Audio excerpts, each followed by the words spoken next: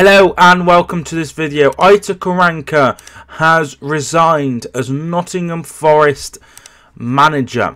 In a club statement, Aitor Karanka has asked to be released from his contract as manager of Nottingham Forest Football Club.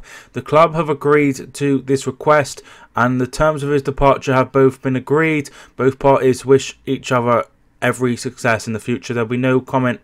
No further comment from either party. Simon Ireland will be in charge of first team affairs until a new manager is appointed.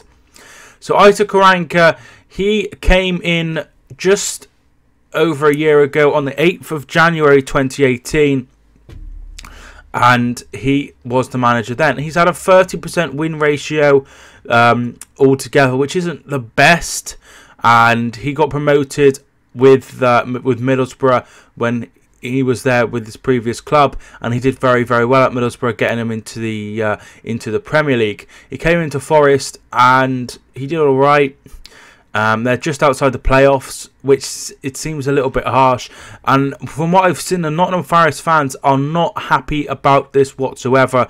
They've done all right. They spent a lot of money in the summer. They bought in Carvalho for 13 million. They paid a lot of money for Tobias Figueiredo. They also brought in Michael Dawson, Jack Robinson, Constable Pantilimon, Lewis Graben, Michael Heffeler came in as well. So they did spend a lot of money in the summer trying to get promoted. They also brought in a few loanies, including Gonçalves and Diaz. So they spent a lot of money over the summer and it hasn't really worked out. But the Nottingham Forest fans aren't happy. Karanka is a very good manager, a very steady manager, and they're only 4 points off the playoffs. But for whatever reason, he has asked to leave. There is a lot of up and down about this information. Some people are saying that it's just a load of bollocks because he was due to be sacked anyway. And I think it's the club's way of saying, actually, we didn't sack him. We just come to a mutual conclusion, if you will. So they're 4 points away from the playoffs. They're only 4 points away from the playoffs and less than 10 points away from automatic promotion. So in that category, it does seem a little bit harsh for me. You know, you'd expect them to stick with him. They've had a lot of good players coming through, having great success under Karanka. The likes of Joe Lolly has done extremely well. Ben Osborne has done well, and Matty Cash has also done very well. They've had some very interesting results. They had the 5-5 with Villa, a 3-3 draw in Nottingham Forest versus Norwich, and they actually won their last league game.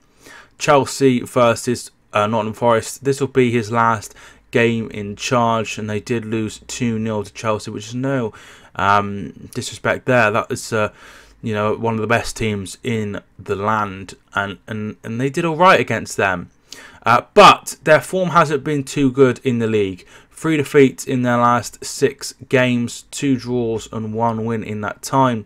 However, those points came against Leeds, who are top, Norwich, who are in second, and Derby, that are in the playoffs. So that is quite good form. But they did have some poor losses to Millwall, to Preston, and also lost to QPR, who are doing quite well as well. So I think this is quite harsh. I think they should have given him more time. It would be interesting to see whether they back again in the summer. In the January transfer window, will they back again and try and get some more players in and try and make something happen and try and go into those playoffs.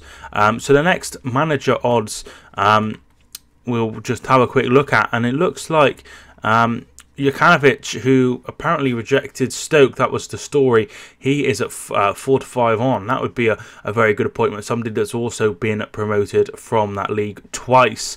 Leonardo Jardim is at 6-1. That's a very odd one. Martin O'Neill, very experienced man, is at 8-1. Gary Rowett, who's just left Stoke, is at 10-1. I don't think that will happen. 14-1 is Nigel Clough, obviously relations with the side, and also his father was there and had huge success. Appleton is at 20-1.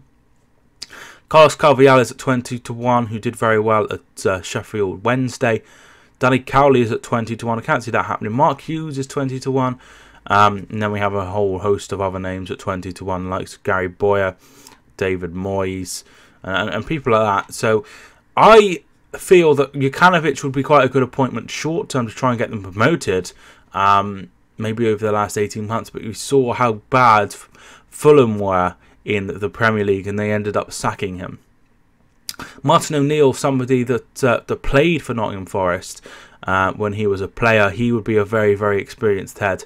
I have no idea which way they will go. It'd be really interesting to see which way they go. But Aitor Karanka has indeed left. I do feel this is a little bit harsh.